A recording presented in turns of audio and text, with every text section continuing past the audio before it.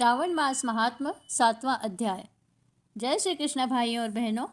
आज इस वीडियो में मैं आपको बहुत महत्वपूर्ण व्रत के बारे में बता रही हूँ, जिसे स्वयं शंकर भगवान ने सनत कुमार जी से कहा है।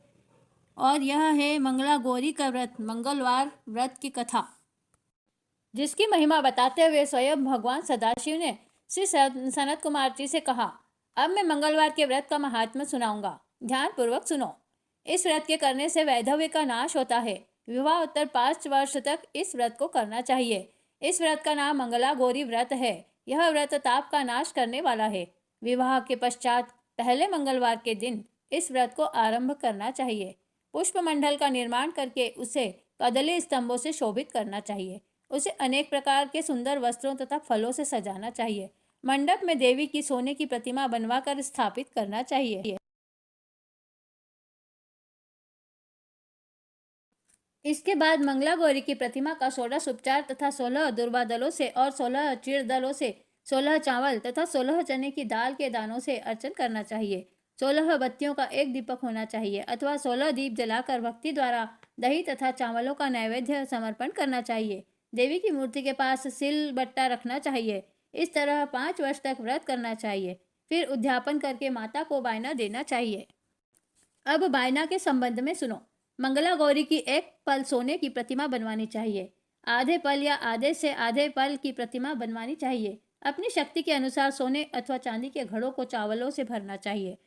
उस घड़े के ऊपर मंगला गौरी की प्रतिमा रखनी चाहिए। देवी के नजदीक, जैसा कि मैं ऊपर भी कह आया हूँ, सिल और बट्टा रखना चाहिए। यह सिल लोड़ा चांदी का होना चाहिए। इस प्रकार माता के लिए वायना देना चाहिए। हे सनत कुमार, इस प्रकार व्रत करने से 7 जन्म तक अटल सौभाग्य तथा पुत्र पौत्र एवं संपत्ति आदि सब अपने आप प्राप्त हो जाती है।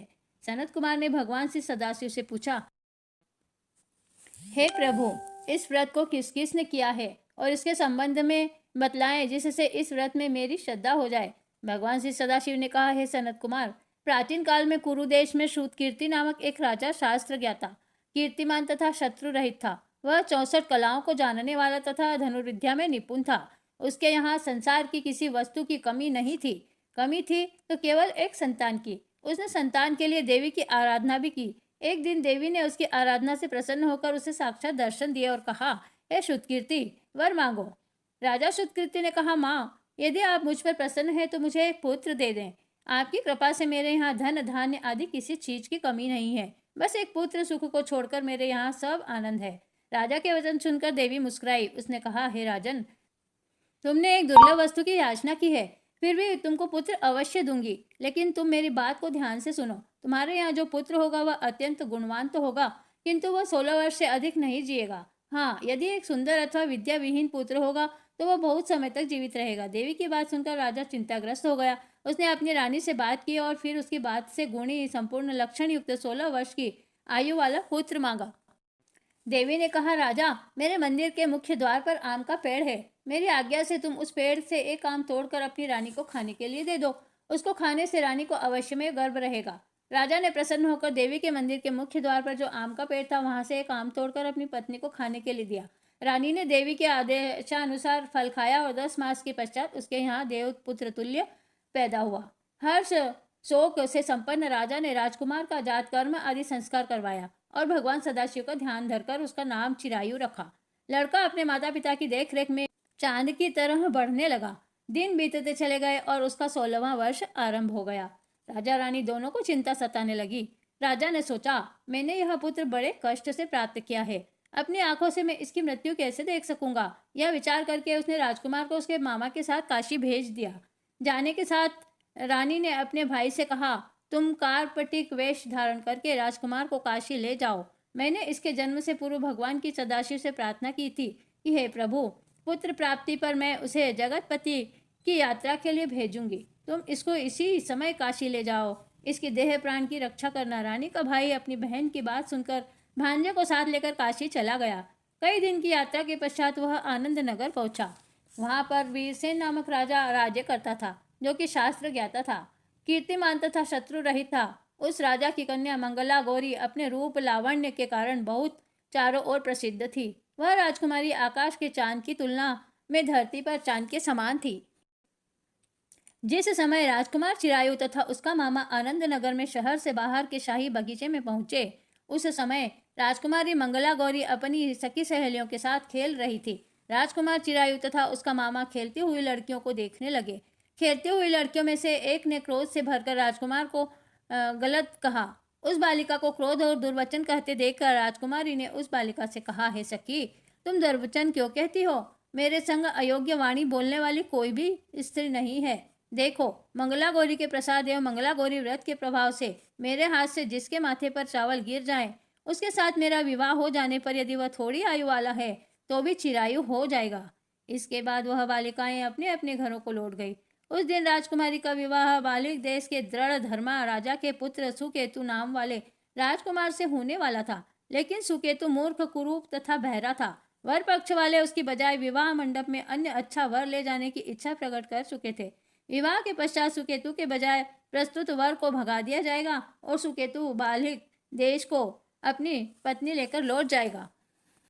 ऐसा विचार करके वर पक्ष के कुछ आदमी चिरायु के पास जाकर उसके मामा से कहने लगे, यह बालक तुम हमें दे दो, इसके द्वारा हमारा कार्य सिद्ध होने वाला है।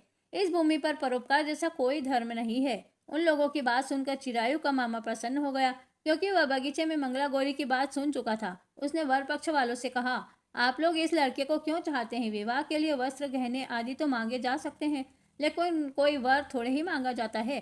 फिर भी मैं आपकी बात रखता हुआ लड़का आपको दे रहा हूँ। वर पक्षीय जन राजकुमार चिरायु को विवाह मंडप में ले गए और विवाह कार्य सिद्ध हो गया। जब सप्तपदी का आदि कार्य होने के बाद रात में राजकुमार मंगला गौरी के साथ सोया, तभी उसका 16वां वर्ष समाप्त हो रहा था। ठीक उसी समय काल सांप के रूप में वहां आया। संयोगवश उसी समय राजकुमारी की नींद खुल गई और वह सांप को देखकर मारे भय के कांपने लगी। फिर उसने भय त्याग कर सांप की पूजा की, पीने के लिए उसे बहुत सा दूध दिया, प्रार्थना की, दीन वाणी से उसकी स्तुति की। मंगला गौरी ने कहा, मैं उत्तम व्रत करूंगी, मेरे पतिदेव जीवित हो जाएं और चिरंजीवी हो। देखते ही देखते सांप कमंडल में प्रवेश कर गया। अपनी कुछ की चोली से राजकुमारी ने कमंडल का मुख बांध दिया। उस समय राजकुमारी अपने शरीर के अंगों को ऐंठते हुए जाग कर उठकर बैठ गया। उसने राजकुमारी से कहा, मुझे बहुत भूख लगी है। राजकुमारी ने माता के समीप जाकर लड्डू आदि लाकर राजकुमार को खाने के लिए दे दिए। राजकुमार ने प्रसन्न होकर भोजन किया। हाथ धोते समय उसके हाथ से अंगूठी गिर गई। वह पान खाकर दोबारा सो गया। उसके सोने के बाद राजकुमारी कमंडल को बाहर फेंकने के लिए गई, लेकिन विधि के विधान से बाहर जाते समय चमकते हुए हार की चमक देखकर चकित रह गई। उसने उस घट में स्थित हार को अपने गले में पहन लिया। थोड़ी रात बाकी रहने पर चिरायु का मामा आकर उसे ले गया। चिरायु के जाने के बाद वर पक्षीय जन सुकेतु को वहां ले आए। मंगला गौरी ने जब सुकेतु को देखा, कहा, यह मेरा पति नहीं है। इस पर वर पक्षीय जनों ने राजकुमारी से कहा, हे देवी, यह तुम क्या कर रही हो? यदि कोई पहचान हो तो कहो। मंगला गौरी ने कहा, रात को मेरे पति ने जो मुझे जड़ाऊ हार दिया है, उस हार के रत्नों की सुंदरता यह बतलाए, यह कोई अन्य ही है। रात्रि में आम्र सेवन के समय मेरे पति का केशर युक्त पद मेरी जांघ में लगा हुआ है, सब लोग उसे देख सकते हैं। रात के समय मेरे और पति के बीच जो बातचीत हुई है और हमने क्या भोजन किया था, यह भी बतलावे, तो यह मेरा पति होगा। मंगला गौरी की बात सुनकर वर पक्षीय जनों ने कहा, ठीक है, लेकिन सुकेतु उपरोक्त प्रश्नों में से किसी एक का भी उत्तर नहीं दे सका। इस पर कन्या पक्ष वालों ने उसके साथ राजकुमारी को भेजने से इनकार कर दिया और वर पक्षीय जन अपना समूह लेकर जैसे आए थे वैसे ही लौट गए। मंगला गौरी के पिता महाराजा वीरसेन ने प्रसन्न होकर एक महान यज्ञ रचाया। उसने यह भी सुना कि वर पक्षीय जब किस प्रकार अपने कुरूप राजकुमार के बजाय किसी अन्य सुंदर युवक को विवाह के मंडप में ले आए थे और उसके साथ मंगला गौरी का विवाह हुआ था। अब मंगला गौरी राजमहल के बरामदे में एक चिक की ओट में बैठ गई और प्रत्येक आते जाते यात्री को देखने लगी, ताकि उनमें कहीं उसे चिरायु दिखाई दे जाए। उधर चिरायु भी अपनी ससुराल का हाल जानने के लिए अपने मामा के साथ वहां आ पहुंचा। जो ही वह चिक के सामने से गुजरा, मंगला गौरी ने उसे देखकर कहा, पिताजी, मेरे पति आ गए हैं। राजा ने तुरंत ही मामा भांजे को राजभवन के भीतर बुलवा भेजा। मंगला गौरी की बतलाई हुई सब निशानियां चिरायु में मौजूद थी।